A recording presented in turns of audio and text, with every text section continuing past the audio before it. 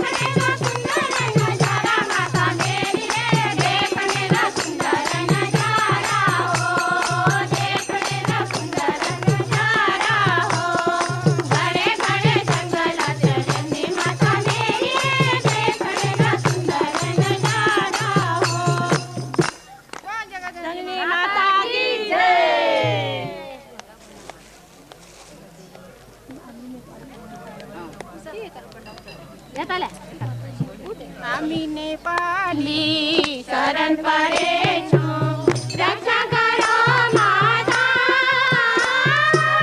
रक्षा गरौ माता जय अम्बे गौरा जय अम्बे गौरा हामी नेपाली शरण परेछौँ रक्षा गरौ माता रक्षा गरौ माता जय अम्बे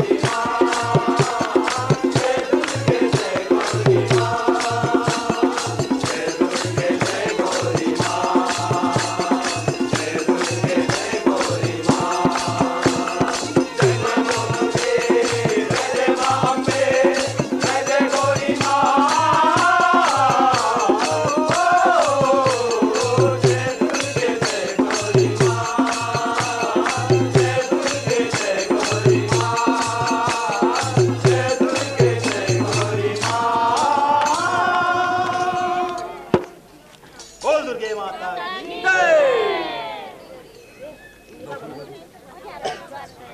और बोलोगे क्या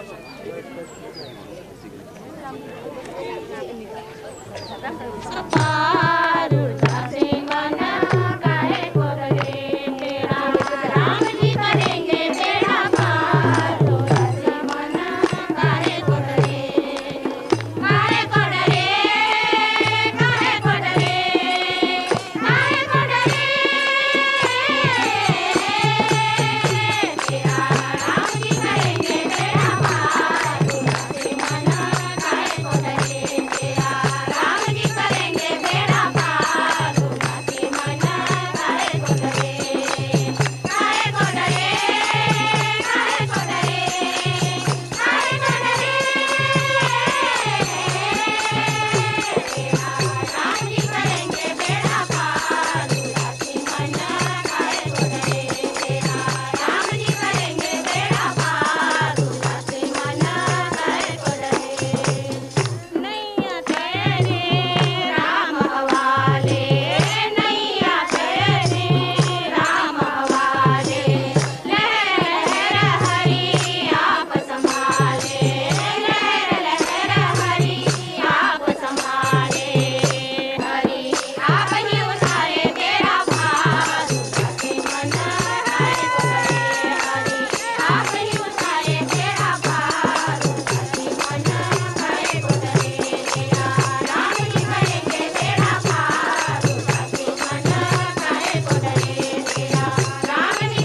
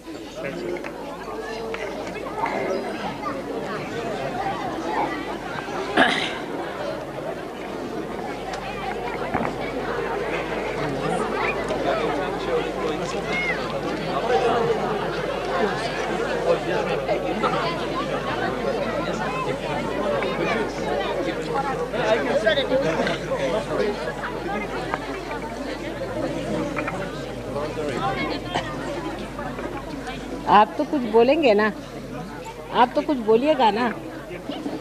अच्छा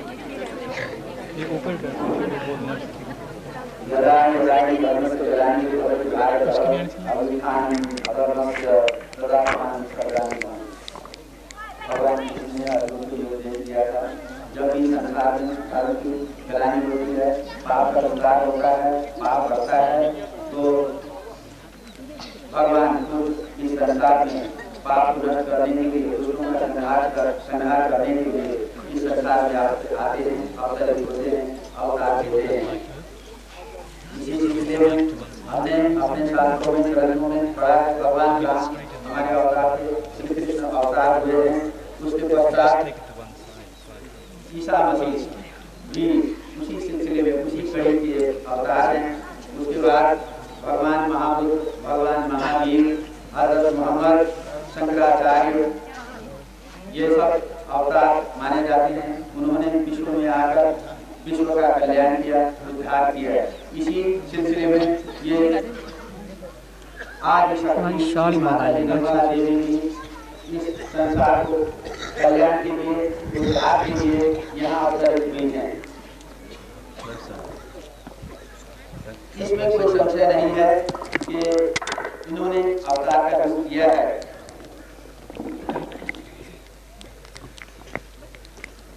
बड़े बड़े ऋषियों ने, बड़े महापुरुषों ने जो बहुत पहुंचे हुए थे, उन्होंने इस बात का संकेत दिया था, जो अभी ये प्रमाणित हो चुका है। अमेरिका में एक जीन जैक्सन नाम के ऋषि हुए हैं। उन्होंने कहा था 1924 के लगभग 1924 के पहले तो ठीक है, संसार में एक अवतार उत्पन्न होगा। इंग्लैंड में एक कवि हुए हैं, विद्वान कवि हुए हैं, लेख जिनका नाम था, उन्होंने भी इसका संकेत दिया है। उन्होंने अपने महाकाव्य में लिखा है कि एक महापुरुष का यहाँ पर प्रादुर्भाव होगा, वो जन्म लेंगे और विश्व के कल्याण के लिए काम करेंगे। उनके काव्य में जिन स्थानों के बारे में उन्होंने लिखा है, जिन घटना के संबंध में जो स्थान उन्होंने वर्णन किया है, उन स्थानों पर अभी माता के सहयोग के आश्रम खुले हैं, उनके निवास स्थान बने हैं। इससे भी ये सिद्ध होता है कि ये अवतार हैं, ये उसी सिलसिले में जगत कल्याण के लिए यहाँ पर पधारी हैं। शायद 2000 साल पहले एक भृगु ऋषि हुए हैं। ऋषि ने चमत्कार थे, उन्होंने ग्रंथ लिखे हैं। एक भृगु संहिता और दूसरा ग्रंथ है नारी ग्रंथ। उनसे भृगु संहिता में उन्होंने इसका ये वर्णन किया है। एक 1924 के कहीं एक ऐसे व्यक्ति का उद्भाव होगा, उनका उन्होंने जन्म कुंडली वहाँ पर लिखा है कि इस नक्षत्र में, इस राशि में, इस कुंडली वाले एक व्यक्ति का जन्म होगा। तो उस कुंडली का भी इन माता जी के से मिलता है। और नारी ग्रंथ में भी इसका जिक्र है। उन्होंने लिखा था कि एक ऐसे मनुष्य का प्रादुर्भाव होगा, उत्पत्ति होगी संसार में, जो एक नए तरीके से, एक नए सहज भाव से विश्व का कल्याण करेंगे। और ये है वो माता आर्य श्री माता जी, निर्मला देवी ही हैं, जिन्होंने सहज योग का संस्थापन किया। उन्होंने इसको संस्थापित किया और उसके माध्यम से सहज योग, पहले हमें मोक्ष के लिए, मुक्ति के लिए बहुत संघर्ष करना पड़ता था, तपस्या करनी पड़ती थी, बहुत कष्ट उठाने पड़ते थे, फिर भी लोगों को मोक्ष नहीं मिलता था। लेकिन इन्होंने वो मार्ग अपनाया जिससे अब मोक्ष जो है वो आसान हो गया है। अपने जीवन में ही मोक्ष को हम प्राप्त कर सकते हैं। वो सहज योग बीमार ऐसा हो सकता है। तो आज हमारे बीच आदि शक्ति श्री माता जी निर्मला देवी विराजमान हैं। हम सौभाग्यशाली हैं कि यहाँ पर वो पधारी हैं। हम यहाँ दुर्गेश्वर महादेव जी दल मंदिर की समिति की ओर से, यहाँ की जनता की ओर से हम उनका अभिवादन करते हैं, उनका स्वागत करते हैं और साथ ही वो लोग जो अनुयायी जो बाहर से आए हुए हैं उनका भी हम स्वागत करते हैं। उन्होंने इस स्थान की शोभा को, इस स्थान को पवित्र किया है। भगवान ने इस स्थान को सौंदर्य प्रदान किया है। स्थान मनोहर दृश्यों से परिपूर्ण है, अच्छे अच्छे स्थान हैं। यहाँ के लोग भी बड़े सरल हैं, स्वभाव हैं, सुंदर हैं, लेकिन यहाँ के लोग जो हैं वो सांसारिक, वो माया और अंधविश्वास के जाल में पड़े हुए हैं। हम आशा करते हैं कि माता जी हमको इस अंधकार से मुक्त कराएंगी। इसी विश्वास के साथ मैं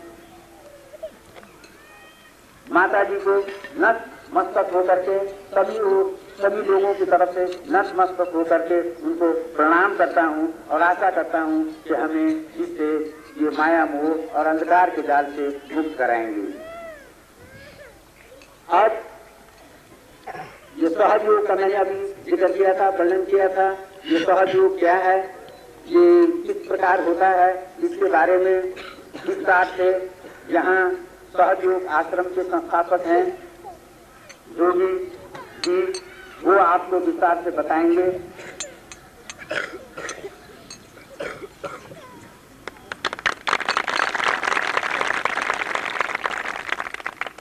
पूज्य श्री माता जी निर्मला देवी चाल समिति और भाइयों बहनों, मैं आप सबका धन्यवाद करता हूँ जो कि बहुत दूर दूर ग्राम से आए हैं। कुछ लोग करेरी से आए हैं, कुछ लोग धर्मकोट से, कुछ भागपुर से और चरी से, और कुछ सहयोगी भी बहुत दूर दूर से आए हैं। कन्याकुमारी, बॉम्बे, पूना, दिल्ली और जगहों से बहुत से लोग आए हैं। और ऐसे लगता है कि जो भक्ति यहाँ के जो द्वारका ऋषि हुए उन्होंने की, आज समय आ गया है उस भक्ति का फल मिलने का, और ये फल आप सबको ही मिलेगा, सहयोग श्री माता जी की कृपा से। जिस शक्ति की आप इतने वर्षों से प्रार्थना करते आए हैं, आज ही वो शक्ति आपके सामने है। आज ही वो शक्ति आपके भीतर में जागरूक हो। मैं थोड़ा सा पहाड़ी में बोलूंगा। जड़ी शक्ति अभी इन्हें वर्षों से भक्ति करते आए हैं। जिस देवी माता जी सुखा लोगा ने वर्षा तक भक्ति की है, आज उसी माता का विश्वविद जागरण होने वाला है। इन पहाड़ियों में, इन पहाड़ी रास्ते में, हर पहाड़ी में कोई ना कोई देवी का मंदिर है। इस देवी की बड़ी देन है कि इससे जो लोगों की रक्षा और हर चीज की स्वीकारी होती रही। पर कुछ ऐसी गल्ला आ गई है साढ़े जियां की जादू टोना है, जो लोग इससे करते आए हैं, वो इस शक्ति के विरुद्ध है। जो लोग जादू टोने ज्यादा देर करते आए, उनकी हर किस्म की बीमारी, उनके कारोबार सब नष्ट हुए। जो लोग देवी की भक्ति करते आए पर शराब वगैरह पीते आए, वो देवी के विरुद्ध हो।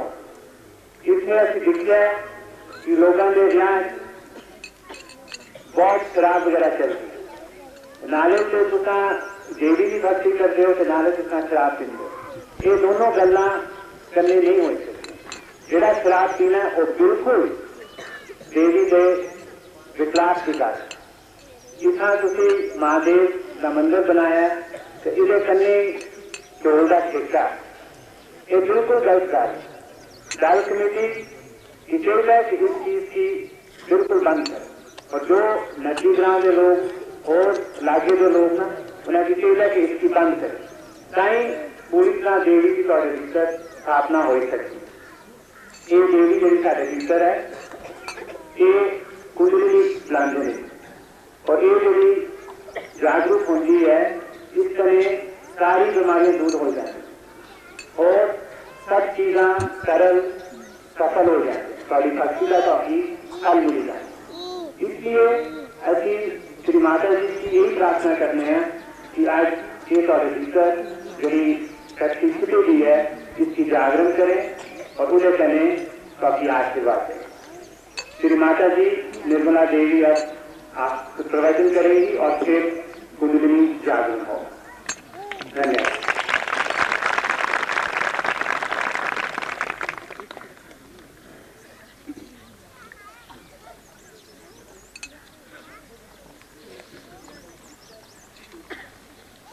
धर्मशाला के सब मातृ भक्तों को मेरा प्रणाम। यहाँ के मंदिर के कमेटी ने यह आयोजन किया जिसके लिए मैं बहुत उनका धन्यवाद करती हूँ। असल में इतना सत्कार और आनंद दोनों के मिश्रण से हृदय में इतनी प्रेम की भावना उमड़ आई है कि वो शब्दों में ढालना मुश्किल हो जाता है। कलयुग में कहा जाता है कि कोई भी माँ को नहीं मानता। कलयुग की पहचान है कि माँ को लोग भूल जाते हैं, लेकिन अब ऐसा कहना चाहिए कि कलयुग का समय बीत गया जो लोगों ने माँ को स्वीकार किया है।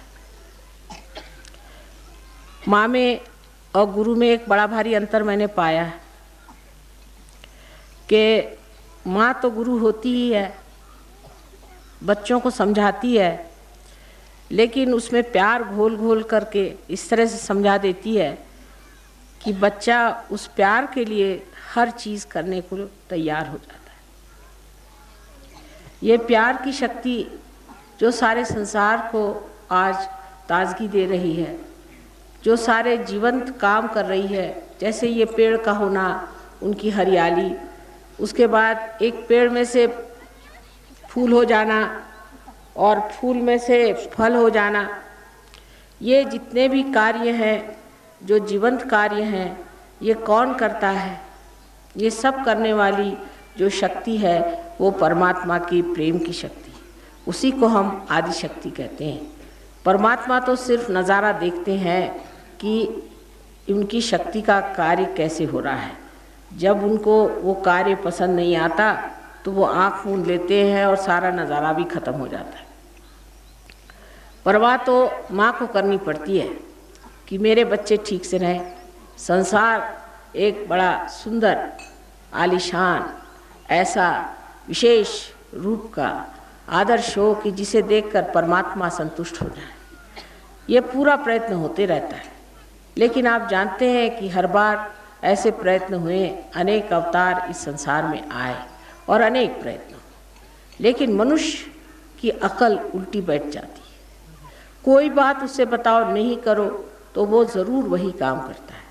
अभी आपसे योगी जी ने कहा कि आप शराब मत पीना अगर आप माँ के भक्त हो, लेकिन ऐसा कहने से और ज़्यादा ही पीना शुरू कर दी।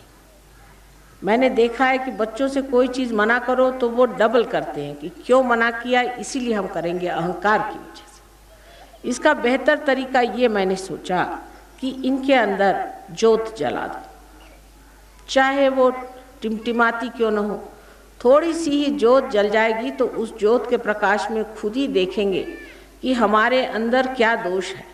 अगर समझ लीजिए आप हाथ में सांप पकड़े हैं और कोई कहे कि भाई तुम तो रस्सी के जगह सांप पकड़े हो, छोड़ दो, तो कहेंगे कि नहीं मैं तो उसको पकड़े ही रहूँगा। वो मनुष्य की बुद्धि हुई ना। लेकिन उस वक़्त अगर कोई उसके सामने ज्योत दिखा दे तो देखे कि सांप है तो उसको अपने आप ही छोड़ दे। इसलिए आज का हमारा जो सहयोग है उसमें आपकी पहले कुंडलिनी हम जगा देते हैं, चाहे आप कैसे भी हो, कुछ भी आपके तरीके हों, कोई भी आप गलत रास्ते पे हों, कुछ भी करते, उसके जगने के बाद फिर आप अपने ही आप ठीक हो जाती। कुछ कहने की माँ को ज़रूरत नहीं पड़ती, क्योंकि आप खुद ही देखते हैं कि ये कैसी चीज़ है। अब शराब ही की बात देखिए कि विलायत में तो आप जानते हैं कि लोग हर रोज़ सुबह शाम शराब पीते रहते, बहुत ही शराबी लोग, और उनका जीवन भी बड़ा ही अधर्मी है। हम लोग उनसे बहुत ऊंचे किस्म के लोग हैं। हमारे अंदर माँ बहन हैं, हम बहुत धर्म समझते हैं। शराब अब पीने लग गए थोड़ी बहुत, वो दूसरी बात है, बाकी हम लोगों में बहुत धर्म है। उन लोगों को तक जब उनको जागृति हो जाती है तो वो दूसरे ही दिन सब छोड़ छाड़ के खड़े हो जाते हैं। कुछ मैं उनसे कहती नहीं, मैंने शुरू से कभी ऐसा रवैया ही नहीं रखा कि कहो कि शराब मत पियो, जुआ मत खेलो, नहीं तो आधे लोग ऐसे उठ के चले जाए वहाँ, आधे से ज़्यादा ही। यहाँ तो कम से कम ये हाल नहीं होगा। इसलिए मैं कहती कुछ नहीं, जैसे भी हो बैठे रहो, तुम्हें जागृति मुझे बस देने दो। जागृति देने से उनका अहंकार भी टूटता है और उनके अंदर जो आदतें बैठी हुई हैं वो भी टूट जाती। अपने आप वो आदतें छूट जाने से वो समर्थ हो जाते हैं। असल में बहुत से लोग मन से तो सोचते हैं खराब काम है, लेकिन उसे छोड़ नहीं पाते। उसकी वजह यह है कि कोई आदत पड़ गई। तो एक माँ की दृष्टि ये है कि अब जब बच्चे को आदत पड़ गई तो उसको किस तरह से छुड़ाना चाहिए। उसको डांटने से, फटकारने से, मना करने से तो छूटेगा नहीं। तो किस तरह से एक माँ सोचती कि चलो इसके अंदर एक दीप क्यों न जला दें। इसके अंदर का दीप जल गया तो उस दीप में ये स्वयं ही देख लेगा कि जो मैं ये कार्य करता रहा हूँ ये मेरे लिए इतना हानिकारक है, और वो समर्थ हो जाए कि इस हानिकारक चीज़ को वो छोड़ दे, तो फिर कोई सवाल ही नहीं होता। उसको कुछ कहने की ज़रूरत नहीं, उससे कोई झगड़ा मोल लेने की ज़रूरत नहीं, कहते ही साथ वो चीज़ अपने आप ही छूट जाती। ऐसी ही चीज़ होना चाहिए। आज हम उस कगार पर पहुँचे हैं कि अगर हमें आत्मबोध नहीं हुआ, हमने अगर अपने आत्मा को नहीं जाना, तो हमारा सबका सर्वनाश हो सकता है। ये बात बिल्कुल सही है, क्योंकि कलयुग अब पूरी चरम सीमा में पहुंच गया। कुछ तो बीमारी से होगा, बहुत से लोग ऐसे ऐसे बीमारियों में फंस जाएंगे कि उससे बच नहीं पाएंगे। बहुत विध्वंसक चीज़ों से हो सकता है। न जाने कितनी चीज़ें हमने अपने को नष्ट करने की जोड़ ली। हम लोग सोचते हैं परदेश में लोगों के पास पैसा बहुत ज़्यादा है तो वो बड़े सुखी जीव होंगे। बिल्कुल भी सुखी नहीं, आपसे बहुत दुखी जीव, आपसे बहुत ज़्यादा दुखी हैं, क्योंकि उनके यहाँ न कोई समाज है, न कोई माँ है, न कोई भाई है, न कोई बहन है। आप सोचिए कि आपके पास बहुत सारा धन दे दें और आपसे कहें कि आप अकेले कहीं लटके रहिए, तो आप क्या सुखी रहेंगे? ऐसी उनकी हालत है। इतना पैसा होने पर भी वो सब लोग कोशिश ये करते हैं कि हम आत्महत्या कैसी करें। आपको आश्चर्य होगा, उनके बच्चे यही सोचते रहते हैं कि हम कैसी आत्महत्या करें। तो ये बात हम जो समझते हैं कि पैसा होने से सब हो जाएगा, सो बात नहीं। लेकिन पैसा भी होना चाहिए, उसके लिए भी कुंडलिनी का जागरण ठीक है, क्योंकि अपने अंदर देवी जो लक्ष्मी जी है वो भी बसती है। जब हमारी कुंडलिनी नाभि पर आ जाती है, जब हमारी लक्ष्मी की कुंडलिनी खुल जाती है, तो हमारे अंदर वो जागृति आ जाती है जिससे लक्ष्मी जी का स्वरूप हमारे अंदर प्रकट हो जाता है। अब जिन्होंने सोच के लक्ष्मी जी बनाई वो भी बहुत सोच समझ के बनाई कि लक्ष्मी जी जो होती, जो लक्ष्मीपति होता है, वो एक माँ स्वरूप होना चाहिए। आजकल तो जिसके पास पैसा आ जाता है वो तो राक्षस स्वरूप हो जाता है। इसका मतलब पैसा पाना लक्ष्मीपति होना नहीं। दूसरे उनके एक हाथ में दान है, एक हाथ में आश्रय है। एक हाथ से वो देती हैं, दूसरे हाथ से लोगों को आश्रय देना चाहिए। दूसरे जो दो हाथ है उसके अंदर कमल के गुलाबी फूल हैं, माने उनका रहन सहन, उनकी शक्ल सूरत ऐसी होनी चाहिए जैसे कि कमल का पुष्प हो, और उनके अंदर वैसी ही विचारधारा होनी चाहिए, वैसा ही स्वागत होना चाहिए जैसा एक कमल कांटों वाले भंवरे को भी अपने यहाँ सोने की व्यवस्था करता है। कोई भी मेहमान उसके घर में आए, उसमें कितने भी कांटे हों तो भी उसकी आवभगत करे, उसको आराम दे, वही लक्ष्मीपति है। वो बेचारी इतनी सीधी सरल है कि एक कमल ही पे खड़ी है, उसको कोई और चीज़ की ज़रूरत नहीं। सारे तरफ कीचड़ फैला है, उसी में एक कमल के ऊपर में खड़ी हुई लक्ष्मी जी, जिनको हम इतना मानते हैं, ऐसी देवी हमारे अंदर जागृत हो जाती है और उसके ये सारे लक्षण हमारे अंदर दिखाई देते हैं। श्री कृष्ण ने साफ साफ कहा था कि जब योग होगा तब मैं तुम्हारा क्षेम करूँगा, पहले योग को साधो। लोग बड़ा बड़ा लेक्चर देंगे जिसके किसी के समझ में भी नहीं आएगा, सब सोचेंगे पता नहीं क्या बक रहे हैं, लेकिन सही बात यह है कि पहले योग को प्राप्त करें। जिसने योग को प्राप्त कर लिया वो समाधान में आ जाता है, उसके सारे प्रश्न अपने आप मिट जाते हैं। कुंडलिनी शक्ति जो हमारे अंदर है ये हमारी शुद्ध इच्छा है। बाकी जितनी हमारे अंदर इच्छा है, जैसे कोई आएगी कहेगी माँ मेरा बेटा नहीं, चलो भाई तुम्हारा बेटा हो जाए, बेटा हो। उसके बाद कहेगी कि माँ बेटा तो हो गया, अब मुझे नाती चाहिए, वो भी हो गया, अब मुझे घर चाहिए, घर के बाद वो चाहिए, उसके बाद वो चाहिए, उसका कोई अंत ही नहीं रहता। इसके अंदर जो हमारे अंदर जो इच्छाएं हैं वो इच्छाएं शुद्ध नहीं है। शुद्ध इच्छा एकमात्र है, वो ये है कि हमें परमात्मा से एकाकार होने की एक किसी तरह से ये एक युक्ति जुट जाए, किसी तरह से ये काम बन जाए कि हम ये परमात्मा की जो चारों तरफ फैली हुई शक्ति है जिससे सारा जीवंत कार्य होता है, उससे हम एकाकार हो जाए। यही हमारी शुद्ध इच्छा है और ये शुद्ध इच्छा की शक्ति ही कुंडलिनी है। और जो आदि शक्ति जो कि परमात्मा की इच्छा है, जो परमात्मा की इच्छा है, उसी का ये प्रतिबिंब है, वही हमारे अंदर छाया है। हमारे हृदय में जो आत्मा है वो परमात्मा की छाया, और जो हमारी कुंडलिनी त्रिकोणाकार अस्थि में है वो परमात्मा की इच्छा की, उसकी जो इच्छा जो आदि शक्ति है उसकी छाया है, प्रतिछाया है। इसको अगर आप समझ लें तो फिर आपको समझ में आ जाएगा कि हम धर्म के नाम में भी कितने भटकाव में घूम रहे हैं। वही आदि शक्ति जो है वही हमारी माँ है। हम सब की अलग अलग माँ हैं हमारे अंदर बसी हुई, और ये माँ सबको ही वो प्रदान देती है जो कि कोई भी माँ नहीं दे सकती, क्योंकि ये आदि शक्ति जो है पावन मूर्ति परमात्मा की शक्ति है, जो हमारे अंदर वो गुण दे देती है जो परमात्मा को प्रसन्न रखे, और हमारे अंदर वो सामर्थ्य दे देती है, वो शक्ति दे देती है जो परमात्मा के सामर्थ्य लगते हैं। जिससे कि अब कोई कहता है कि माँ मुझे ये प्रश्न है, अच्छा हमने कहा तुम घर जाओ ठीक हो जाएगा। घर जाते ही देखता है कि प्रश्न तो ठीक हो गया, माँ ने क्या चमत्कार कर दिया। कुछ चमत्कार मैंने किया नहीं, कोई बात मैंने की। क्या हुआ कि आपकी कुंडलिनी मैंने जागरण कर दी। कुंडलिनी जो है वो किसी भी कारण और परिणाम से परे चीज़ है। कोई है, किसी से पूछा भाई तुमको क्या परेशानी, हमारे पास पैसा नहीं इसलिए हम परेशान। यही ना कारण, ये है कि पैसा नहीं है और इसलिए आप परेशान हैं। लेकिन समझ लो आप कारण से परे ही चले जाएं तो कारण भी खत्म हो गया और उसका परिणाम भी खत्म। यही चीज़ होती है जब हमें शारीरिक आदि व्याधि रहती है। जब हमारे अंदर शारीरिक आदि व्याधि रहती है तो हम सोचते हैं कि इसलिए हमें ज़ुकाम हो गया क्योंकि हम सर्दी में गए थे। अच्छा, लेकिन ऐसी भी कोई दशा होगी कि जहाँ ज़ुकाम ही नहीं होता। हमें इसलिए कैंसर हो गया क्योंकि हमने ये गलत काम किया, या हमें इसलिए ये बीमारी हो गई क्योंकि हमने ये बदपरहेज़ी करी। लेकिन कोई ऐसा भी स्थान होगा जहाँ ये चीज़ होती ही नहीं, जहाँ आप गलती ही नहीं कर सकते, ये जहाँ ये कारण ही नहीं बचते। इसको मेडिकल साइंस में पैरासिम्पैथेटिक नर्वस सिस्टम कहते हैं, लेकिन डॉक्टर लोग इसको समझने के लिए पहले सहयोग को समझ लें तब उसको समझ पाए। लेकिन आप लोग इसको बहुत आसानी से समझ सकते हैं। जिसे लोग चमत्कार कहते हैं, कोई चमत्कार नहीं, इसमें कोई चमत्कार नहीं। हम तो रोज़ के चमत्कार को चमत्कार नहीं समझते।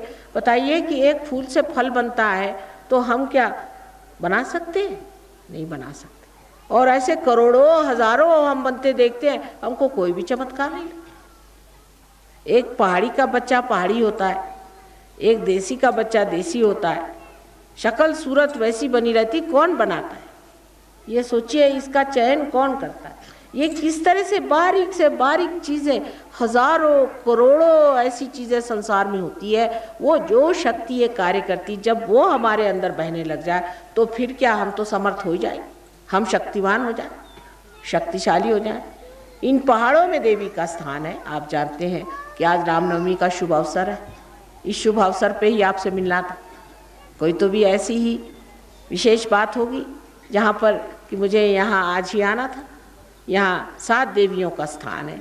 7 देवियाँ अनेक बार आई, उन्होंने आकर के युद्ध किए, यहाँ बहुत राक्षसों को मारा, बहुत दुष्टों को मारा। आज भी मैं देखती हूँ कि यहाँ बहुत से लोग तांत्रिक बन के और गुरु बन के और झूठ मूठ करके घूम रहे। उसके पीछे में आप लोग लग जाते, वो लोग काली विद्या करते हैं, आप उस परेशानी में फंस जाते। झूठ मूठ के लोगों के पीछे में लग करके आपने अपना काफ़ी नाश कर लिया। आप डॉक्टर लोगों के पास जाइए तो कहेंगे आपको कोई बीमारी नहीं, लगता ही नहीं कि आपको कोई बीमारी है, लेकिन कमज़ोर आप हुए चले जाते। घर में रोज़ कलह हो रहा है, झगड़ा हो रहा है, कुछ समझ नहीं आता है, बच्चों का मन पढ़ने में नहीं लगता, चंचलता आ गई, सारी परेशानी कहाँ से आई? सो इन तांत्रिकों के पीछे लगने से, इन झूठे गुरुओं के पीछे लगने से। आपको पता होना चाहिए कि परमात्मा को पैसा वैसा कुछ समझ में नहीं आता है। आप ये ज़मीन है, इस ज़मीन को आप कहें कि मेरे तेरे को 2 पैसा देती हूँ तो मेरा इतना काम कर दी, उसको समझ में आएगा? आप उसमें एक बीज डाल दीजिए, अपने आप उसमें वृक्ष आ जाएगा, अंकुर आ जाएगा। उसके लिए कोई आपको उस ज़मीन के लिए कुछ मेहनत नहीं करनी पड़ेगी, सिर्फ ये है कि उसकी अपनी शक्ति, उस शक्ति में जब बीज पड़ गया तो अपने आप पनप गया। लेकिन आप ये सोचते हैं कि हम ये करें वो करें, इससे करने से उससे करने से भगवान खुश हो जाएंगे, ये बिल्कुल बात नहीं। सिर्फ आपका परमात्मा में पूर्ण विश्वास और भक्ति होनी चाहिए और ये जानना चाहिए कि परमात्मा है, चाहे आप माने या न माने, परमात्मा ये चीज़ है जो इतने हजारों तरह के कार्य संसार में करते हैं। वो परमात्मा ज़रूर है, लेकिन उनको अभी तक आपने जाना नहीं।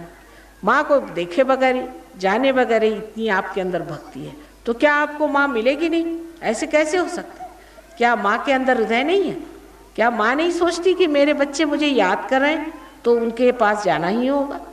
ऐसा तो कोई नहीं सोच सकता कि कोई माँ को बुलावे और माँ ना आए। लेकिन दोष कभी कभी ऐसा हो जाता है समय समय का कि मनुष्य गलत रास्ते पे चला जाता है। गलत रास्ते पर जाने पर वो कार्य नहीं बनता। लेकिन जब समय आ जाता है तो ज़रूरी है कि जो आपने चाहा अपनी भक्ति में वो फलित होना ही है। और ये कार्य आप लोगों को कुंडलिनी के जागरण के बाद ज़रूरी से करना। पहले तो बात यह है कि कोई भी तांत्रिक के पास जाने की ज़रूरत नहीं। यही आज का मर्दन है, आज के राक्षसों का मर्दन यही है कि सारे तांत्रिकों और सारे गुरुओं के पीछे मैं हाथ धो के लगूँ। 1970 साल में मैंने खुले आम बम्बई में इन सब राक्षसों के नाम बताए थे कि सब ने जन्म लिया हो, इनसे बच के नहीं। एक एक राक्षस चंड मुंड सब ने जन्म ले रखा हुआ और सारे गुरुओं के रूप में घूम रहे हैं और उनके पीछे हजारों पागल हैं। जाने दीजिए, इन बेवकूफ़ लोगों को उनके पीछे जाने दीजिए। लेकिन जो अच्छे भले लोग हैं, जो सादे सरल हृदय के लोग हैं, वो भी ऐसे चक्करों में फंस जाते हैं और उनके घरों में कलश, उनके घर शरीर में क्लेश आदि कितनी तकलीफें होती हैं। इसलिए इस चक्कर में बिल्कुल नहीं पड़ना चाहिए। कोई तांत्रिक आए आपके हाथ में डोरा बांधे, आप उसको कहना माफ़ करिए, मुझे डोरा नहीं बांधे। बहुत से लोग काशी से गंडा ले आते हैं, एक कवड़ी का कहीं से उठा लाए और कहिए काशी का गंडा आप बांधो इसे। काशी का गंडा हम बांध रहे हैं, उसका आपने 2 रुपया ले लिया। अब आपने बांध लिया, लेकिन आप क्या जानते कि उसके अंदर कोई चीज़ बंधी हुई है जो आपको पकड़ लेगी। ये न तो डॉक्टर पहचान सकता है, न कोई हाकिम पहचान सकता है, न कोई वैद्य पहचान सकता है। ये तो वही पहचान सकता है कि जिसको आत्मबोध हो गया, वो बता देगा आपको कि आप में पकड़ आ गई। और इस तरह की चीज़ें यहाँ पर बहुत है। मैंने आते ही साथ कहा कि अभी रात भर तो मुझे लड़ना है सबके साथ, यहाँ पर रात भर युद्ध होगा। 3 दिन से रात भर युद्ध ही हो रहा है और यहाँ ऐसी बहुत सी गंदी मैली विद्याएं करने वाले लोग छिपे बैठे हुए हैं और वो गांव में आ कर के औरतों पे, आदमियों पे नज़र डाल के और उनसे रुपया घसोट रहे हैं। कोई कहेगा मुझे सिर्फ चावल दे दीजिए, मुझे और कुछ नहीं चाहिए, मुझे ये चीज़ दे दीजिए, मुझे कुछ नहीं चाहिए। कभी भी आपने सुना है कि राम ने या कृष्ण ने किसी से भीख मांगी थी कि तुम मुझे चावल दे दो, या गंडे बांधे थे, या किसी से कहा था कि तुम ये नाम ले लो भगवान का तो तुम्हारा सब ठीक हो जाएगा। हमें ना समझी है, लेकिन ना समझी इतनी हद तक नहीं गुजरनी चाहिए कि हम भगवान में और शैतान में फ़र्क ही ना कर सकें। हम ये भी ना पहचान सके कि ये शैतान है, ये तो राक्षस है, ये तो हमारे लिए एक बड़ा भारी दुष्ट आया हुआ है, हमारा कर्दन काल आया हुआ है, उसको न पहचाने और हम भगवान को न पहचाने। शक्ल सूरत से आप पहचान सकते हैं कि ये राक्षसी आदमी, उसके तौर तरीके से आप पहचान सकते हैं, क्योंकि आप इस वातावरण में रहते हैं, आपके अंदर संवेदना है, आप समझ सकते हैं कि ये तो शैतान लगता है, ये आदमी ठीक नहीं। उनके साथ बहू बेटियां बैठेंगी तो नुकसान पाएंगी, उनके साथ आदमी बैठेंगे तो नुकसान पाएंगे, कभी भी आपके घर में तरक्की नहीं आएगी। ये सबसे बड़ी चीज़ यहाँ पर है, और इसीलिए देवियाँ यहाँ पर हमेशा जन्म लेती रही। लेकिन अब कलयुग में जो खराबी आ गई वो ये है कि ये राक्षस ऐसे सामने खड़े हो तो उनकी गर्दनें काट के फिकवा दें, लेकिन वो तो ऐसे सामने खड़े नहीं है, सबके दिमाग में घुसे हुए। सारे भक्तों के दिमाग में, बच्चों के दिमाग में अगर राक्षस घुस जाए तो माँ का क्या हाल होगा, ये सोच लो। आप ही सोचिए कि आप एक माँ है या बाप है, आप कितने परेशान हो जाए। और यही आज दशा मैं देखती हूँ लोगों की कि सादे भोले अच्छे लोगों पर ये चीज़ बड़ी छाती है। ये शौक आप छोड़ दीजिए, किसी गुरुओं के पास जाना, तांत्रिक के पास जाना, मांत्रिक के पास जाना, ज्योतिष के पास जाना, ये सब चीज़ों को आप छोड़ दीजिए। अगर इसको आप छोड़ दें तो आप सीधे ही परमात्मा के साम्राज्य में जा सकते हैं, कोई परेशानी नहीं होगी। ये जो देश में रहने वाले लोग हैं, खासकर जो प्रदेश में रहने वाले लोग हैं, इनमें से कितने जाएंगे भगवान के दरबार में? बहुत कम। इनको तो माँ के दरबार में आने की हिम्मत ही नहीं होने वाली, उसके लायक ही नहीं है, उसके योग्य ही नहीं है, उनका कुछ भी नहीं भला होने वाला। मैं आपसे बता रही हूँ, हालांकि मैं प्रदेश में, मेरे पति हैं, वहाँ रहती हूँ, इतने सालों से मेहनत कर रही हूँ, सब बेकार।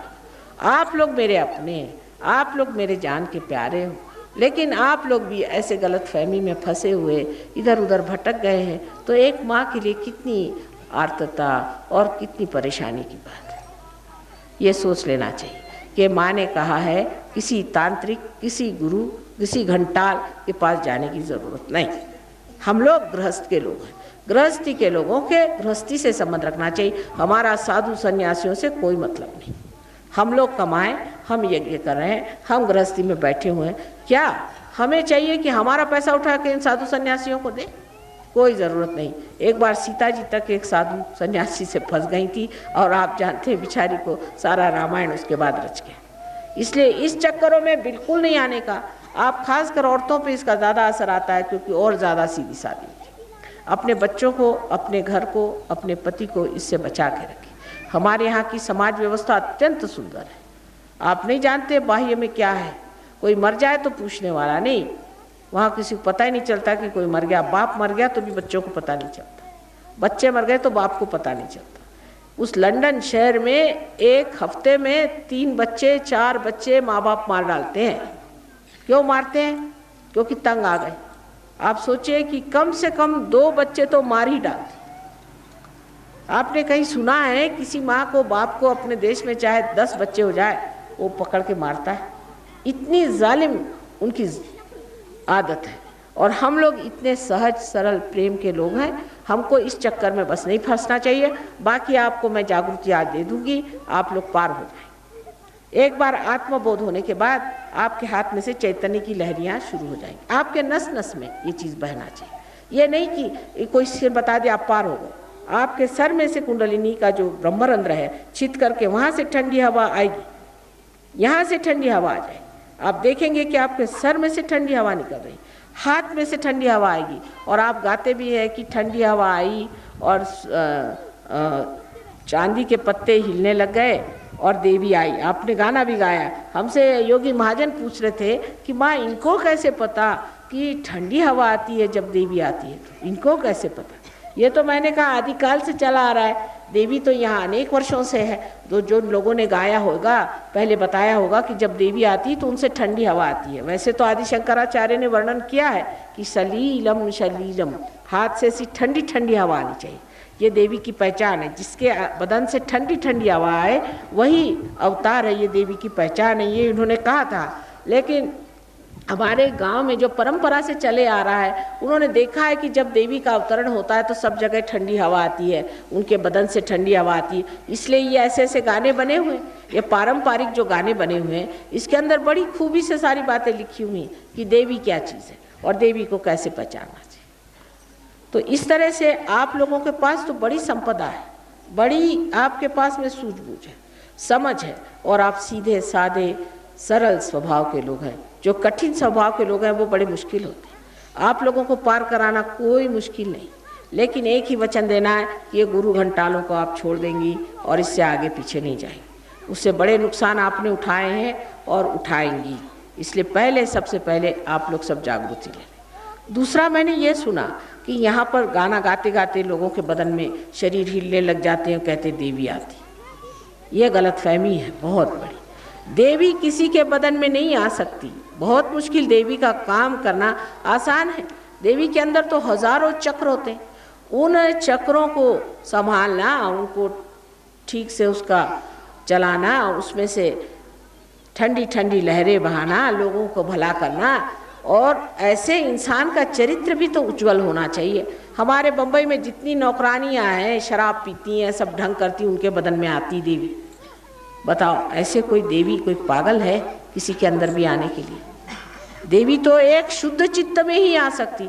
और फिर वो देवी आके बताती भी क्या है कि तुम उसको मार डालो तो अच्छा होगा, घोड़े का नंबर क्या है, फलाना क्या है, मटका खेलने का नंबर क्या है। ऐसा कभी देवी बता सकती? देवी तो हमेशा ऊंची बात करेगी, परमात्मा की बात करेगी, अच्छी बात करेगी। ऐसी गंदी बातें तो नहीं करने वाली ना। ये जब आप देखते हैं तब भी आप ऐसी औरत के पैर पे आते हैं। इस तो भूत है, ये तो भूत हैं जो इन औरतों के अंदर आ जाते हैं और वो बोलने लग जाती हैं और आप उनको मानने लग जाती हैं। ये ज़रूर है कि भूत को कुछ कुछ बातें मालूम होती हैं, वो बता देता है, लेकिन उसमें क्या रखा है? इन सब चीज़ों में क्या रखा हो? उसके और जाने से और नुकसान ही होने वाला है। अगर आज आप भूत के यहाँ गए तो कल वो आपको पकड़ जाएगा, आपका खानदान खा जाएगा। ऐसी औरतों को तो दरवाजे में आने नहीं देना चाहिए, उनके घर खाना नहीं खाना चाहिए, बिल्कुल दूर रखना चाहिए, क्योंकि वो बाधित लोग हैं, उनसे बीमारियां होती हैं गंदी। जिस औरत के बदन में भूत आता है उसको चाहिए कि वो अपना ट्रीटमेंट करा ले और ठीक हो जाए। अंत में पागल होकर ही मरती हैं। ऐसी सब औरतें पागल हो जाती हैं, पागल खाने में जाकर मरती हैं। आप लोग सब जानती हैं, जो आपके यहाँ की बूढ़ा है उनसे पूछ लीजिए ऐसा होता है या नहीं। तो इस तरह की औरतों के पास या आदमियों के पास जाने की ज़रूरत है जिनके बदन में भूत आते हैं। इनको कहते हैं देव आ गए। और ऐसे आदमी भी लोग बहुत सारे होते हैं जिनके अंदर में भूत आ जाते हैं और खूब नाचने लग जाते हैं, अजीब अजीब बातें करते हैं और मुंह से क्या वो केरोसिन ऑयल रख के ऐसे आग जलाते हैं मार, और नींबू लगाते हैं, पता नहीं क्या क्या तमाशे करते हैं, और लोग उस तमाशे पे ही ये हो जाते हैं। तमाशा हो तो ठीक है, लेकिन ये तमाशा नहीं, इसके पीछे बड़ी जहरीली चीज़ है। ये सांप और नाक से भी बदतर लोग हैं, क्योंकि ये जैसे आपको डस गए तो गए आप, उससे आप बच नहीं सकते। इसलिए इन लोगों से आप दूर रहिए। इतना ही ज्ञान आपके लिए काफ़ी है, बाकी आप बिल्कुल ठीक है, आप में और कोई दोष नहीं, और किसी दोष को मैं नहीं देखती हूँ। सिर्फ यही देखती हूँ कि अजान में, अंधकार में आप गलत लोगों के पीछे कभी कभी चले जाते हैं। जो जितना नाटक करता है उतना उससे दूर रहिए। परमात्मा कोई नाटक नहीं है, वो असलियत है, वास्तविकता है। कोई नाटक या झूठ से नहीं होता। अभी तक आपको अनुभव नहीं था, वो अनुभव हम आपको दे देते हैं। अनुभव शून्य होने की वजह से आप जानते नहीं कि कौन अच्छा है बुरा है। जब आप अनुभव पाएंगे तो आप जानेंगे। अब कोई अगर आपसे पूछे कि भाई तुम नैना देवी को मानते हो, तुम चिंतपूर्णी को मानते, क्यों? वो तो एक पत्थर मात्र है, उसको क्यों मानते? क्या जवाब है आपका? कोई जवाब नहीं कि क्यों मानते हो इनको। शंकर जी को मानते हो, शंकर जी की इस मानते हो कि शंकर जी के 12 ज्योतिर्लिंग हैं, क्यों 12 ही क्यों हैं? क्या बात? आपको पूछना चाहिए कि क्यों भाई, कैसे, क्या, कैसे जाना। जो बड़े बड़े फकीर हो गए, बड़े बड़े ऊंचे पहुँचे हुए, जो बड़े बड़े मुनि ऋषि गण अपने यहाँ हो गए, उनके अंदर चैतन्य की लहरियाँ थी। उन्होंने इस चैतन्य को महसूस किया और कहा कि ये तो पृथ्वी तत्व ने निकाली हुई चीज़ है। ये तो बाइबल में भी लिखा है कि पृथ्वी तत्व में से निकलेगी चीज़, स्वयंभू। ये स्वयंभू चीज़ निकली, पर अब वो सही स्वयंभू की कोई भी मूर्ति बनाए, फिर कोई भी गंदा आदमी और भी मूर्तियाँ बना के उसको बेचे, महंगा करे, ये सब चीज़ें परमात्मा की नहीं होती। जो स्वयंभू चीज़ है जिसमें से चैतन्य बह रहा है, वो सिर्फ एक फकीर बता सकता। इसका एक उदाहरण बताएं। एक बार हम एक जगह है जिसको कि राहुरी कहते हैं, यहाँ पर कि हमारे बाप दादे राज करते थे, वहाँ पर गए थे। वहाँ किसी ने बताया कि माँ यहाँ एक बड़ी अजीब सी जगह है, जहाँ पर एक अंग्रेज़ था 50 साल पहले, तो वो यहाँ पर एक डैम बना रहा था। जब बंद डाल रहा था तो उसने देखा कि एक जगह ऐसी है, करीबन 100 फुट की जगह ऐसी कि वहाँ कुछ भी करिए आप खोद ही नहीं सकते, और वहाँ आप कुछ बनाइए तो वो ढह जाता है, रात में ढह जाए और सवेरे जो है फिर वो लोग बनाए, फिर वो रात में ढह जाए। कहा होता क्या है, कुछ समझ नहीं आ रहा, ये बड़ी चमत्कार की चीज़ है। तो एक फ़कीर ने आके कहा कि इसे छोड़ दो, ये माँ का स्थान है, इसको नहीं छूना। तो उसने कहा इसको कैसे मालूम? उसने कहा जो भी मैं कह रहा हूँ कि इससे अलग हट जाओ। तो आप देखिए कि बंद ऐसा सीधा बनना चाहिए, तो उस जगह बंद ऐसा बना हुआ है। तो मैं वहाँ गई, मैंने कहा ये तो सारा सहस्त्रार है। वो कहा कैसे? मैंने कहा चलो तुम लोग तो सब पार हो, देखो इसमें से ठंडक आ रही। ऐसी ठंडी ठंडी लहरें बदन पे आने लगी। अब जितने ज्योतिर्लिंग हैं उसमें से ऐसी बात है। अब आप जाइए, जब आप कुंडलिनी जागरण के बाद आप जाइए कहीं वैष्णो देवी जाइए और जाके देखिए आप साक्षात वैष्णो देवी हैं, पूछे उनके अंदर से ठंडी ठंडी हवा आनी शुरू हो जाएगी। तो असल है कि नकल है ये पहचान आ जाती। कोई आदमी अगर आपके सामने ऐसा वैसा आ जाए तो आप पर फौरन जान लीजिएगा उससे गरम गरम हवा आएगी। नहीं आएगी तो हाथ में कभी कभी फोड़े भी आ जाते हैं कुछ ऐसे दुष्ट आदमियों से। जो दुष्ट होते हैं वो फौरन आपको पता लग जाएंगे, आपको किसी को पूछना नहीं होगा, आप फौरन कहेंगे इस आदमी से मेरा कोई मतलब नहीं, चाहिए, साफ कह दें। अब अंदर बाहर जानने का एक ही तरीका है कि आपके अंदर प्रकाश आ जाए, और प्रकाश इस कुंडलिनी से आता है जो 6 चक्रों को छेदती है।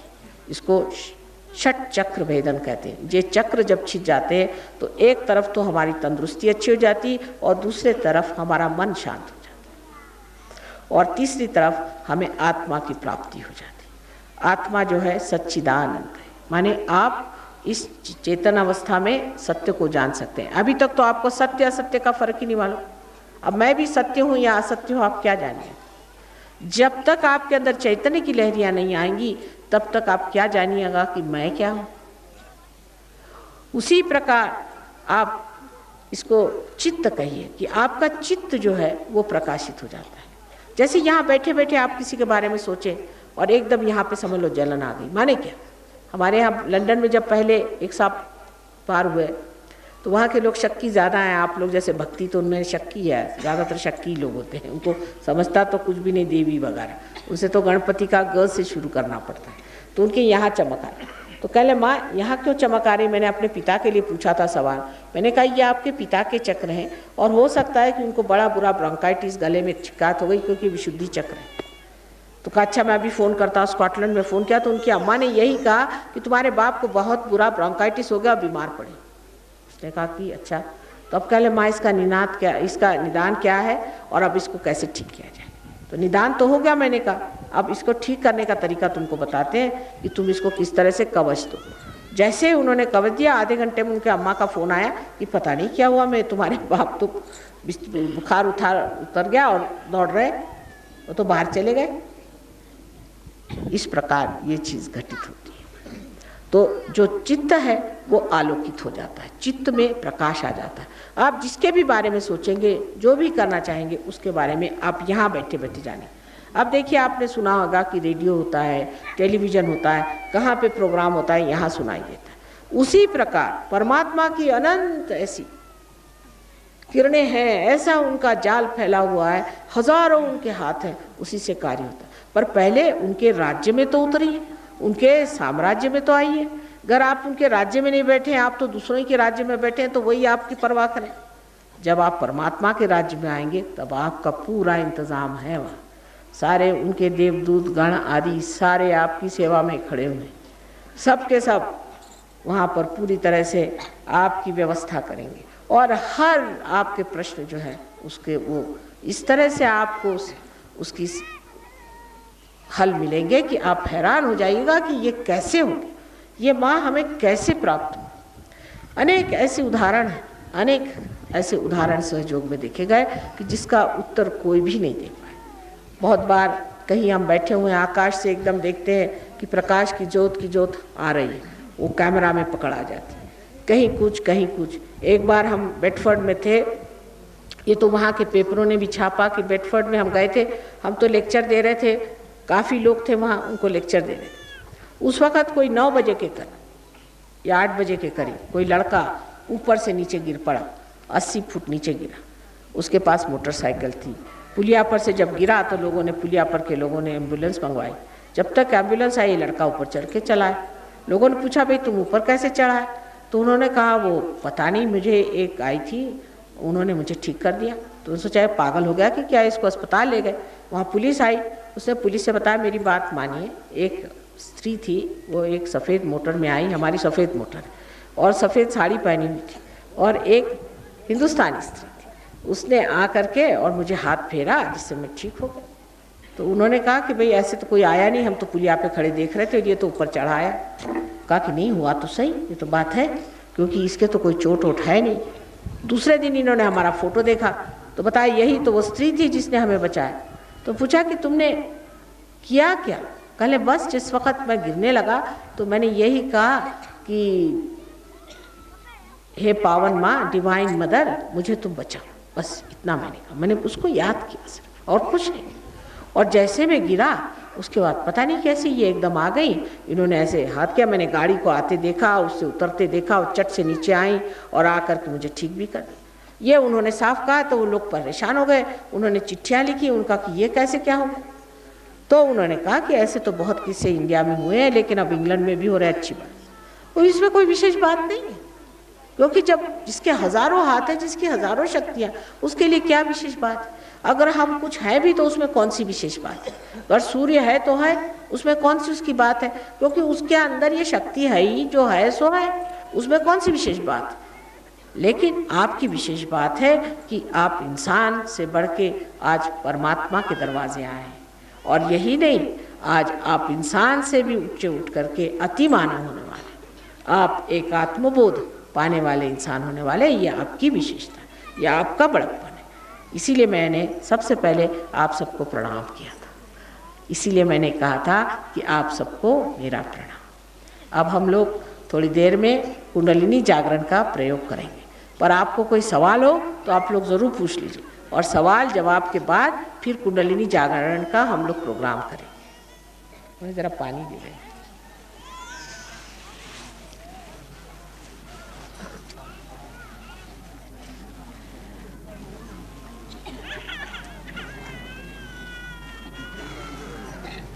अब शेरा वाली जो हैं, वो अब आप ही लोग मेरे शेर हैं।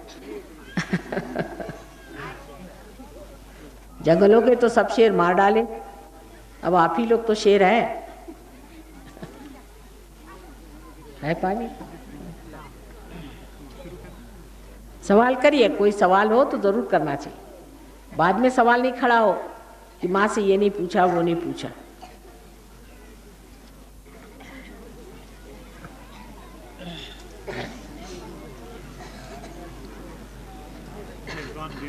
हाँ? निर्विचार में चले गए। अब एक बात और है कि हमारे यहाँ पर योगी महाजन हैं, इनकी पत्नी है, ये बहुत पहुँचे हुए सहयोगी है, और भी लोग यहाँ रहते हैं। ये लोग आपको सब बारे में बताएंगे, आगे क्या चीज़ करना है, क्या नहीं करनी है। अब जैसे राम का नाम ले रहे हैं, अब राम भी आके सामने ठहर गए तो भी राम ही का नाम ले रहे, तो इस राम नाम में क्या फ़ायदा हुआ बताइए।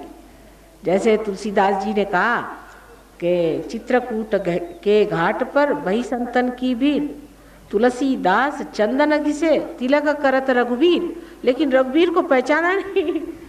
रघुवीर को तिलक लगा कर चलो आगे चलो दूसरे को, तो फायदा क्या हो? इसलिए अब पहचानना सीख। और अब ये सब साधन हो गए, ये साधन पूरे हो गए, अब ये साधन करने की ज़रूरत नहीं। अब सिर्फ पहचान के अपनी आत्मा को पालो, और जो आत्मा के लिए साधन करने वो करना है। ये सब साधन अब पूर्ण हो गए। अब राम कहाँ है अपने अंदर, और सीता जी कहाँ है अपने अंदर, और श्री कृष्ण कहाँ है, ये बस समझ लो। उसके बाद वो बता देंगे कि कोई अगर दिक्कत हो जाए, कोई अगर परेशानी हो जाए, तो किस तरह से इसका हमें पूरा इंतज़ाम करना चाहिए जिससे ये ठीक हो जाए। मुझे पहले पंजाबी भाषा अच्छे से आती थी, मैं पंजाब में ही लाहौर में मेडिकल कॉलेज में पढ़ती थी, पर अब मेरा कुछ इतना प्रवाह नहीं रहा है, इसलिए मैंने हिंदी में बातचीत की। पर हो सकता है अगले समय आऊँगी तो पंजाबी में ही बात करूँगी।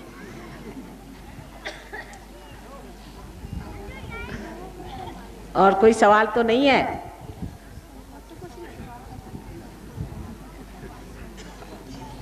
तो सब लोग जागृति के लिए तैयार है? पानी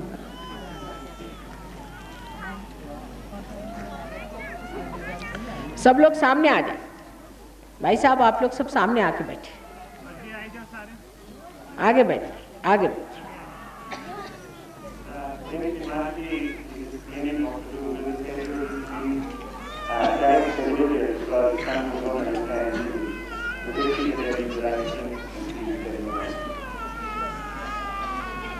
The daily Sahajogi should be at the back so that they can help me out to solve the problem. सब लोग पीछे बैठे हैं, आप लोग इधर आ जाइए। धूप लग रही तो अब कोई बात नहीं, आ जाओ, छाया कर देते हैं।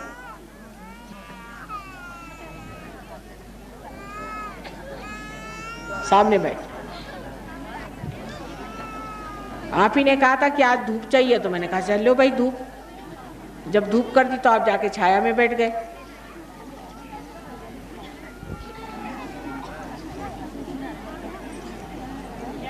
कह रहे थे कि माँ आज हवा ऐसी कर दो कि एकदम पूरी धूप ही रहे। मैंने कहा अच्छा चलो जो कहो सो धूप कर दी आपके लिए आज।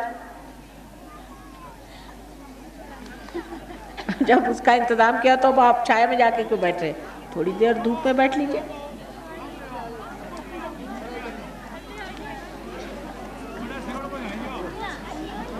Daily Sahajogi should go at the periphery. They should stand on the periphery.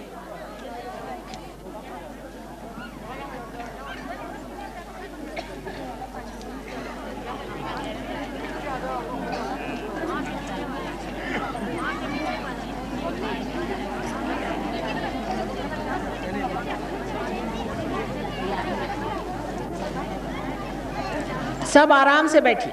थोड़ी जगह बीच में होनी चाहिए, एकदम एक के ऊपर लगा नहीं होना चाहिए। थोड़े आराम से बैठिए।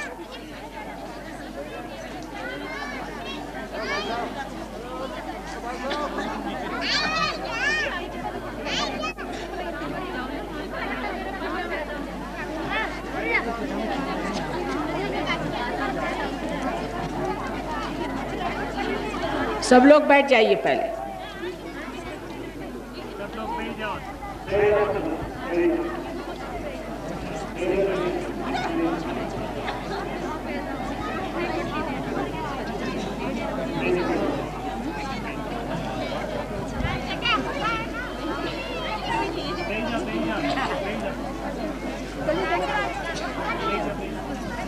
गगन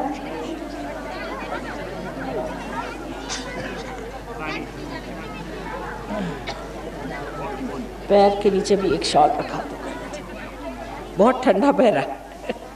पैर एकदम ठंडा बहुत बह रहा है, पैर के नीचे भी रखा दो। एक शॉल तुम्हारी पैर के नीचे भी नीचे। इनकी मैं लाई हूँ शॉल, लेकिन सब उसको चौहार कर रहा है। सब ठंडक हो रही ना बहुत ज़्यादा। बैठिए बैठिए, आपको अभी ठंडक आती है, बैठिए।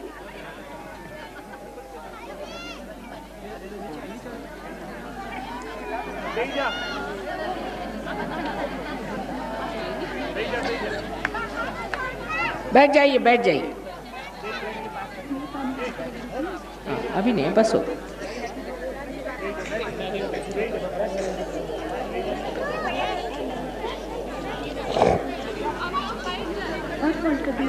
हाँ नहीं ठीक है, ठीक है, इसमें ठीक है।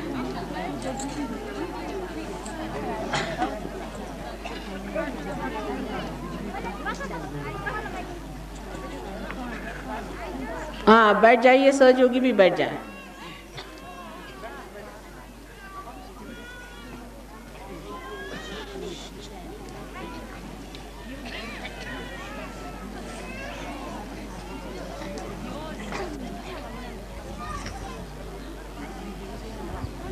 लेफ्ट को क्या खब्बा कहते हैं?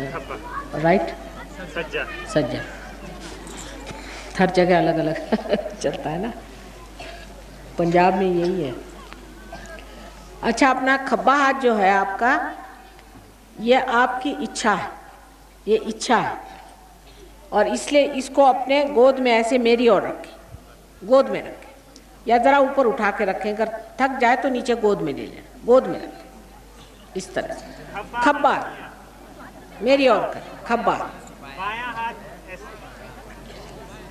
लेफ्ट हैंड,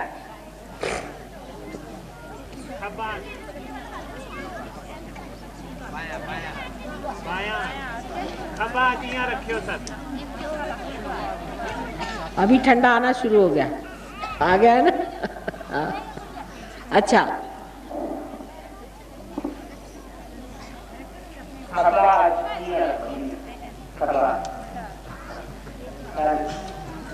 और सज्जा हाथ जो है इसको आप जमीन पर रखें, क्योंकि ये जो भारत माता है इसकी बड़ी देन है, और ये सारी हमारे आतप खींच लेती, इसलिए इस पर अपना सज्जा हाथ रखें।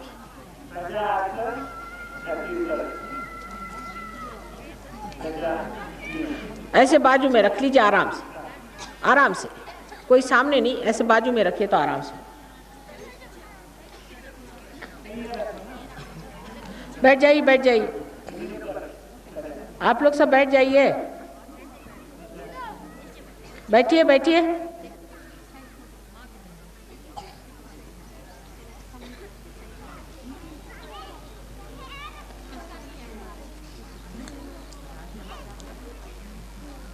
ये बच्चों को देखने वाला कोई है नहीं वहाँ, छोटे छोटे बच्चे खेल रहे हैं।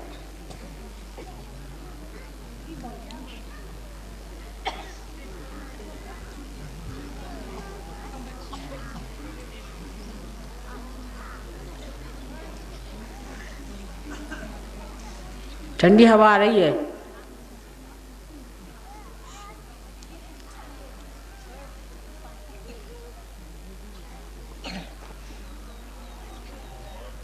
आ रही खूब जोरों में।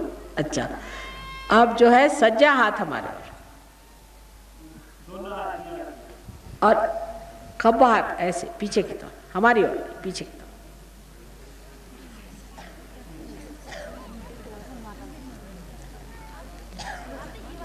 आप सोचे नहीं, कोई विचार सोचने का नहीं, अभी दिमाग में कोई विचार नहीं आ रहा।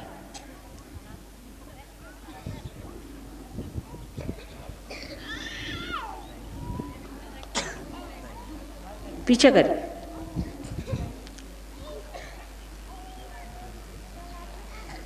आ रही ठंडी हवा। सज्जा हाथ मेरे और उल्टा कर रहे हैं आप, सज्जा, यह हाथ मेरे और यह हाथ ऊपर।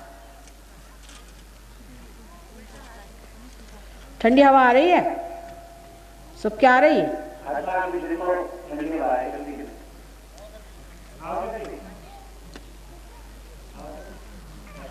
मैंने कहा ना आप लोग बढ़िया लोग हैं। उस विदेश में तो मेरे हाथ टूट जाते कि ठंडी हवा नहीं आती दुष्टों की, और तुम मेरे प्यारे हो तो देखो कैसी आ गई जल्दी से ठंडी हवा। पहाड़ों वाली हूं ना इसलिए। अब दोनों हाथ ऊपर करके और सर पीछे करिए और पूछो, क्या माँ यही परमात्मा की ब्रह्म शक्ति है? मन में पूछो। क्या परमात्मा की शक्ति है? मन में पूछो। ब्रह्म शक्ति है? क्या परमात्मा की ब्रह्म शक्ति है? आ रही ऊपर से ठंडी हवा।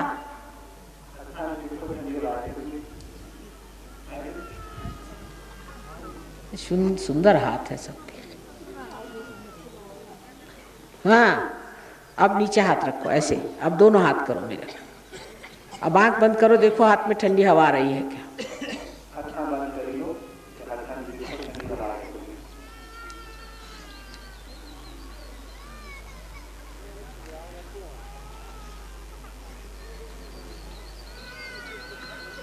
और चांदी के पत्ते माने आपके हाथ हैं, इतने सुंदर। अच्छा, आप धीरे से आँख खोलो और विचार नहीं करो, विचार नहीं करो, ये विचार से परे चीज है। आँख खोलो।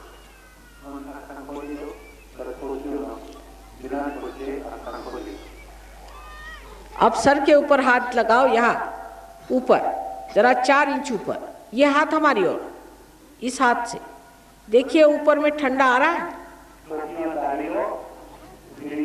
सर पे देखिए, सूक्ष्म है, जरा जरा ऊपर 4 इंच ऊपर देखिए।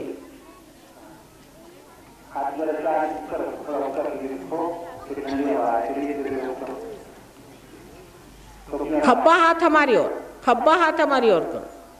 हाँ, और सज्जे हाथ से देखो पहले, आ रही सर में, आ रही ठंडक कि गर्मी आ रही?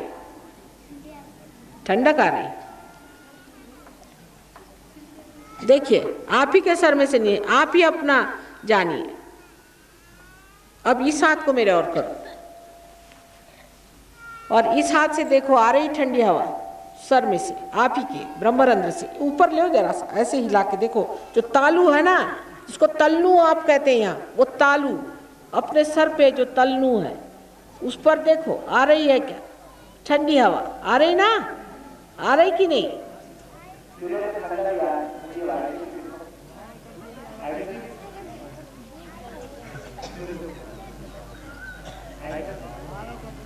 आ रही सब लोगों को?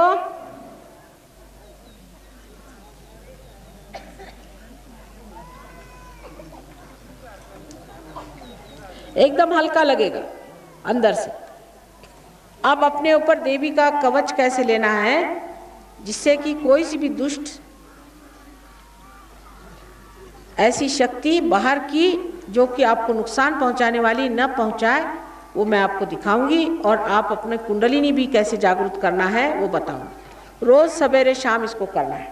दूसरे आप हमसे फ़ोटो ले लीजिए और इनसे पूछ लीजिए आगे क्या करने का है। और सबको ये काम रोज़ सवेरे शाम एक बार करने से उनकी कुंडलिनी जागरूक रहेगी, क्योंकि शुरुआत में बहुत संभालना पड़ता है। जैसे एक बीज को अंकुर आता है तो उसको जतन से रखते हैं, ऐसे ही इसको आपको जतन से रखना है। अब कैसे रखना है अपने को मैं बताती हूँ, बहुत सरल, तुम भी दिखाओ। देखिए ये हाथ मेरी ओर रखें इस तरह से, और कवच लेने में अपने सर पे से लिया जाता है कवच। कवच तो आप जानते हैं देवी का कवच होता है, माँ का आंचल अपने सर पे से लेना है। लीजिए, इधर से उठाइए और सर पे से लीजिए, पूरा लीजिए और नीचे। सब लोग करें। देखिए फिर से, कौन से हाथ से कर रहे हैं आप? खब्बे हाथ से नहीं करने का, खब्बा हाथ मेरे तरफ में है। फिर से 2 बार। सज्जे हाथ से लेना है कवच। सब काम हम लोग सज्जे हाथ से करते हैं ना। 3 7 बार लेना है, 7 चक्र हैं। 4 सब लोग लें। 5 1 6 और ये 7 मर्तबा ले लिया। अब कुंडलिनी का जागरण कैसे करना देखिए, वो दिखाएंगे आप। बहुत आसान है। अपनी कुंडलिनी यहाँ जहाँ बैठे हो वहीं पर है, इस जगह, और इसके आगे नीचे पीछे ऊपर इस तरह से घुमाना है। अब समझ लो, नहीं तो उसमें गड़बड़ कर जाते हैं। फिर से ऊपर आगे नीचे पीछे इस तरह से, और इसको सीधा उठाना है और इसको सर के ऊपर ले जाना है इस तरह से, और इसको उसके साथ साथ घुमाना है। कुंडलिनी ऊपर चढ़ती जाती है, फिर उसको ले जाके सर पे बांध देना है, ऐसे उसको थोड़ा ये करके और बांध देना है। बहुत सरल चीज़ है, सब बच्चे भी कर सकते हैं। अब देखिए आप, अच्छा प्लीज डोंट, सहयोगीज don't tell them hello, they will be confused, you keep quiet, don't confuse them, they don't understand your languages, so keep quiet. Now let us see, शुरू करिए। ये ऐसी कुंडलिनी है, इसको ऐसे ऐसे सीधे उठाइए ऊपर में, और सर को पीछे फेंक करके और ऊपर में ले जाके एक जोर से घुमाव दे करके और इसको बांध दीजिए। फिर से सब लोग करें। ऑल द सहयोगी शुड डू दिस। ऊपर उठाइए, सर को ऊपर पीछे फेंकिए, पीछे फेंक करके और घुमा के फिर 2, अब तीसरी मर्तबा 3 गांठें देनी है, सो कुंडलिनी छूटे ना। फिर से चढ़ाइए ऊपर, कितना अच्छा लगेगा देखिए। चढ़ाते चढ़ाते फिर सर ऊपर में 1 2 और ये 3। अब देखिए हाथ देखिए, अब आ रही ठंडी हवा, ठंडी हवा आ रही ना, एक पत्ता नहीं हिल रहा देखो कहीं, और हवा कहाँ से आ रही, देखो पत्ता सारे पेड़ खड़े हुए हैं लाइन से, एक भी पत्ता नहीं हिल रहा, सिर्फ ये पत्ते हिल रहे हैं और ये हवा आ रही।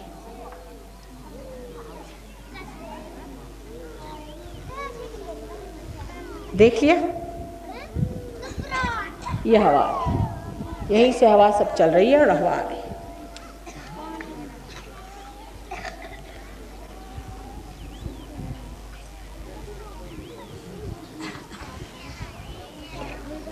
अब इसका ध्यान रखना है, एक बार पार होने से होता नहीं। हमारा फोटो ले जाइए, उस पर ध्यान कैसा करना चाहिए, क्या करना चाहिए, आप आइए, इनसे मिलिए, अलग अलग गांव में भी जा कर के ये आपको देख लेंगे, समझ लेंगे।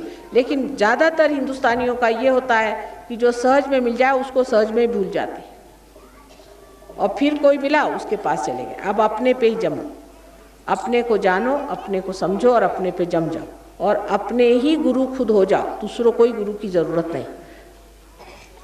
माँ को तो चाहिए कि जो कुछ हमारा है पूरा हमारे बच्चे पाएं और उसमें आनंद पाएं। आप सबको मेरा अनंत आशीर्वाद है, अनंत आशीर्वाद, अनंत आशीर्वाद है।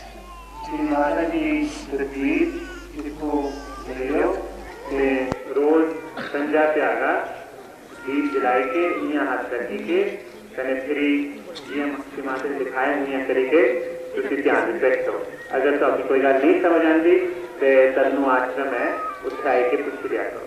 बाकी जेडे लोग थल्ले दे हैं, थल्ले की धर्मशाला दे जेडी साडी दुकान है, जेडी पुरानी चौड़ी रोड उत्थे हर इतवार प्यागा 10 बजे प्रोग्राम होगा, उत्थे पूछ ही सकते। फोटो और जिनको नहीं भी आई है उनको भी आ जाएगी, ऐसा नहीं सब कोई ऐसे भी होंगे जिनके ठंडक नहीं आए, कोई बात नहीं, कोई ना कोई अंदर में रुकावट हो गई होगी, कोई बात नहीं है, जिसको नहीं आई उसको भी आ जाएगी। आगे डॉक्टर जिनको नहीं आई उनको भी मिल जाएगी, सबको मिलेगा। इसमें कोई ऐसी बात नहीं है कि मुझे नहीं आई तो क्या फिर घर जाके ये दूसरी बात करना, ऐसा नहीं है। जिसको आई उसको आ गई और जिसको नहीं आई उसको भी आ जाएगी। बहुत से ऐसे भी लोग होते हैं जिनको नहीं आती है तो वो कहते हैं कि चलो इनको क्यों आए, तो उनको कुछ बातें पढ़ाना शुरू कर देते, वैसे सीख जाते। ये बात करने की नहीं है, ये पाने की चीज है। ये अपनी शक्ति को, जो हमारी संपदा है, जो हमारी असलियत है, उसको पाने की बात है, और वही हमारी शक्ति है। इस थल्ले साडा स्कूल बने डालते थल्ले जेडे लोग अपने बच्चे भेजना चाहते हूँ स्कूल 4वीं क्लास तक पुजी गया ते पहली 2 3 ते 4 उत्थे अपने बच्चे भेज सकते हो, मन एडमिशना खुली गई। दूई गल उत्थे भी सहयोग का हर संडे हर इतवार की त्यागा आई सकते हो, टीचर ताकि दर्शक कोई भी बीमारियां हो या जो भी कुछ हो वो सब ठीक हो जाए। उन जेडे दल समिति के प्रधान कर्नल गुरु जी जिन्होंने ये सब अरेंजमेंट किया है, वो श्री माता जी का धन्यवाद करें।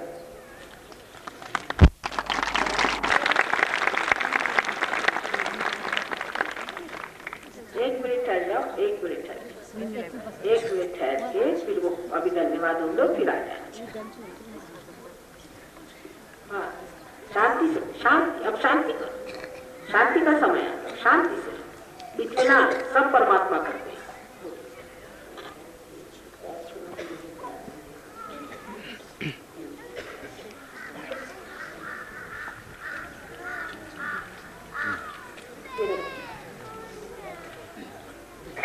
मुझे माता जी और माता जी के भाई बहन और बच्चों,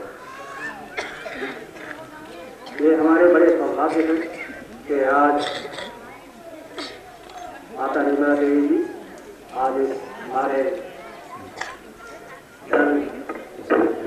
जिनमें सुरेश्वर महादेव महात्मा के स्थान पे आए और उनके वचन और उनके कुंडली जगाने से हम सबको काफी ज्ञान, और मुझे आशा है कि जो बातें माता जी ने हमें बताई हैं हम उस पर अमल करें, हमारे सब दुख दूर हो सकते हैं। और मैं बड़े यकीन से कह सकता हूँ कि जिस मतलब के लिए हमने ये कमेटी बनाई है कि इस तीर्थ स्थान को और इस जगह को उन्नति हो, इसमें तरक्की हो, और माता जी के प्रताप से मैं आशा है कि जरूर तरक्की हो। मैं आपको बताना चाहता हूँ कि माता जी की शक्ति के बारे में। मैं माता जी के कल सवेरे 11 बजे करीब आश्रम में गया, योगी महाराज के सामने हमें दर्शन कराई है ताकि हम आज के प्रोग्राम के बारे में हम बातचीत कर सके। तो मुझे सबसे बड़ी फिक्र जो थी वो मौसम थी, क्योंकि उसका मौसम बड़े बादल बने थे और उसे सबसे बड़ी बारिश भी हुई थी और कुछ कह नहीं सकते थे कि मौसम ठीक होगा आपके लिए। मैंने माता जी आपकी कृपा करिए, हमारे पास पूरा इंतजाम है, अगर कृपा होगी तो हम जरूर ज़्यादा से ज़्यादा आदमी आएंगे और आपको दर्शन करेंगे। तो उन्होंने यही मुझे कहा कि आप फिक्र मत करो, उसको ठीक होगा मौसम, आप थोड़ा इंतजार कीजिए। और इसके मुझे आगे कहने की जरूरत नहीं, कल रात से ये मौसम के साथ बिल्कुल ठीक रहा और अभी आप देख रहे हैं ये कृपा करी जो उन्होंने कहा था वो तो सच चलेगा। तो ये आपको साधारण आपको शक्ति के बारे में आपको मैं बता रहा हूँ और मुझे बड़ी आशा है कि जो यहाँ एक महाशक्ति यहाँ पधारे हैं आए हैं, इसी तरह आप हमें दर्शन देते रहेंगे, कृपा करते रहेंगे और इस जगह का उद्धार होगा। और मैं योगी महाराज जी का भी बड़ा आभारी हूँ कि उनके कारण महाराज जी यहाँ पर आए और हम सब उनके दर्शन कर सके। और हमें बड़ी आशा है कि योगी माता जी ने हमें बताए हैं तो उस पर हम अमल करेंगे और इसी जगह का उद्धार होगा और हम सब लोग होगा। मैं दल समिति सुरेश महादेव की तरफ से और आप सब भक्तों की तरफ से माता जी का धन्यवाद करता हूँ जो उन्होंने यहाँ आकर हमें इसमें काफी धन्यवाद।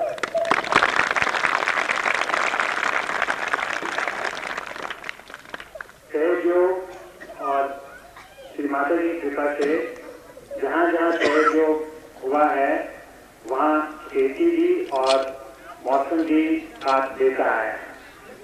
जिन लोगों ने उन खेती के बीज बोने वो आश्रम आए के उन बीजा की श्री माता जी का आशीर्वाद दे के कहाँ बोझो उदय करने को अधिक खेती बहुत खड़ी हो जाए। उन जो लोग श्री माता जी के दर्शन करना चाहते हैं वो इस पास से आई के लाइन बनाए हैं, लाइन बनाए के एक बंदा यहाँ चला जाए तो बाहर चला जाए के सामने से दर्शन करे। उनकी इस पास से आएगा जो लोग दर्शन करना चाहते हैं लाइन बनाए के फटाफट निकल जाएगा। Just form a line on both ends to help people. तो प्रसाद भी है श्री माता जी का प्रसाद लेते जाओ।